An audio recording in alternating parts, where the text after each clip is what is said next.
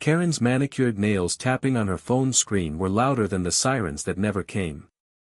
She'd sent fake cops to our doorstep, eviction papers fluttering like cheap confetti, all because our backyard violated HOA aesthetics. My wife, Lena, didn't flinch when the imposters showed up. She just smirked, her SEAL trainees watching from the obstacle course like wolves sizing up prey. Karen thought she'd won, standing there in her pristine white blazer, dictating our lives like a suburban dictator. She didn't know Lena had spent a decade breaking men tougher than her hired goons. The backyard was our fortress, a muddy, tire-strewn proving ground where Lena turned recruits into warriors. Karen's mistake wasn't just the fake eviction, it was thinking she could outmuscle a woman who bench-pressed betrayal for breakfast. The trouble started 3 months ago when Karen, head of the HOA, decided our backyard training setup was an eyesore. Ropes, sandbags, and a climbing wall didn't fit her vision of cookie-cutter lawns. She'd storm over daily, citing bylaws nobody else had read, her voice shrill enough to curdle milk. We ignored her at first. Lena's work was bigger than Karen's ego. She trained elite SEAL candidates, men who'd face bullets and bombs. Our yard wasn't just grass, it was a crucible. But Karen escalated, slapping us with fines we couldn't pay, then fake violation notices. Last week, she crossed the line, forged eviction papers claiming we'd defaulted on our mortgage. She hired 2 meatheads in dollar store cop uniforms to deliver them, banking on us panicking. She didn't count on Lena spotting their plastic badges from a mile away. That morning, I woke to Karen's voice barking through a megaphone outside. Vacate by noon, or face arrest, she crowed, the fake cops looming behind her. Neighbors peeked through blinds, too spineless to intervene. I was ready to call a lawyer, but Lena had other plans. She strode out in her tactical vest, her trainees 6 hulking men with buzzcuts trailing her like a pack. Karen, Lena said, voice low and lethal, you've got 10 seconds to explain why I shouldn't bury those papers in your azaleas. Karen scoffed, waving the eviction notice like a royal decree. The fake cop stepped forward, hands on fake holsters. That's when Lena's trainees moved, forming a wall of muscle. The air crackled with the kind of tension that precedes a bar fight. Karen's smug grin faltered when Lena snatched the papers and tore them in half. These are as real as your Botox, Lena said, tossing the scraps at Karen's feet. The trainees laughed, a deep, rumbling sound that made the fake cops shift nervously. I saw fear flicker in Karen's eyes, but she doubled down, screaming about lawsuits and jail time. She didn't notice Lena signaling her team. In seconds, the trainees had the fake cops pinned, zip-tying their wrists with practiced ease. Karen shrieked, her phone tumbling into the grass as she backed toward her SUV. You'll regret this, she spat, slamming the door and peeling out. We thought it was over. We were wrong. By afternoon, Karen had rallied her HOA minions, a clique of busybodies armed with clipboards and righteous indignation. They swarmed our yard, snapping photos of the illegal obstacle course, demanding we dismantle it. Lena didn't argue, she just cranked the training session into overdrive. Her trainees hauled tires, scaled ropes, and ran drills, their boots churning the lawn into mud. The HOA crowd gasped, clutching their pearls as if Lena were staging a coup. I tried reasoning with them, explaining Lena's work, but they drowned me out with chants of bylaws.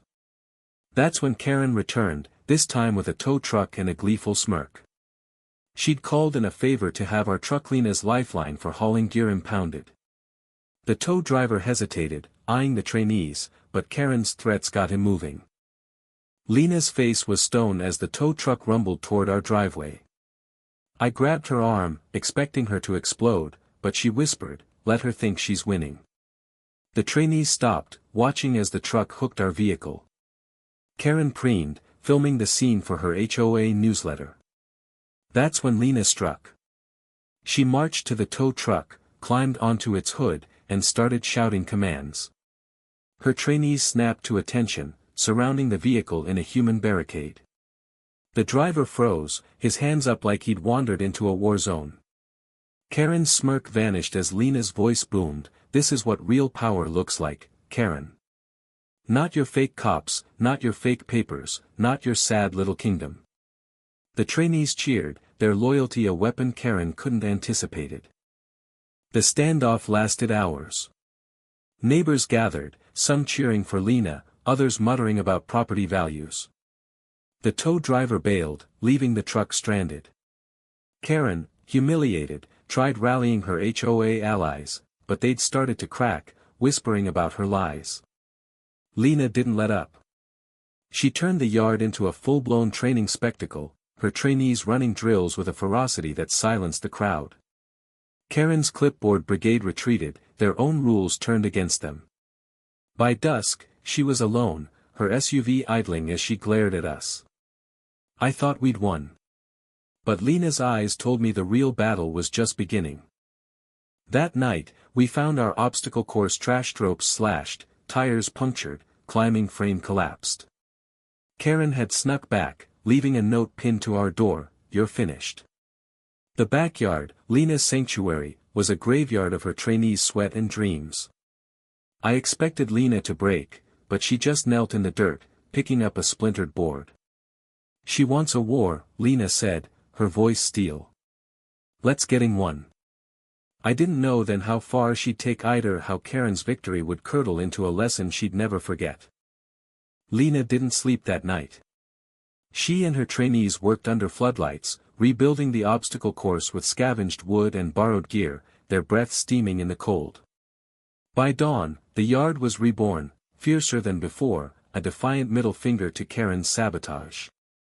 I watched Lena, her hands blistered but eyes blazing, and realized this wasn't just about the yard, it was about everything Karen represented: petty power, lies, control. Lena wasn't fighting for dirt, she was fighting for freedom. Karen, though, wasn't done. She'd spent the night spinning her story online, posting doctored photos of our dangerous setup, rallying a mob of HOA loyalists. By noon, they were back, armed with a new weapon, a city inspector she'd bribed with promises of HOA votes. The inspector, a nervous man in a cheap suit, clutched a clipboard as Karen pointed at our yard, calling it a public hazard. Lena's trainees stood ready, their rebuilt course gleaming behind them. I braced for another standoff, but Lena switched tactics. She invited the inspector to try the course, her voice calm but daring. The crowd murmured, Karen's face twisting in disbelief. To everyone's shock, the inspector agreed, egged on by Lena's trainees. He stumbled through the ropes, panting, but finished, grinning like a kid. "This is no hazard," he declared, tossing Karen's complaint in the trash. The crowd cheered, her allies deserting her as the truth sank in: Karen's lies couldn't outrun Lena's strength. Humiliated, Karen played her final card. She sued us, claiming emotional distress and property devaluation. The courtroom was her last battlefield, her lawyer painting her as a victim of our militia. Lena took the stand, her voice steady, recounting every forged paper, every fake cop, every slashed rope. Her trainees testified, their stories of Lena's mentorship turning broken men into heroes silencing the room. The judge, a former Marine, saw through Karen's act. He dismissed the case, fining her for fraud and ordering community service. Karen's empire crumbled, her HOA crown stripped as neighbors turned on her, electing a new leader. But victory was bittersweet.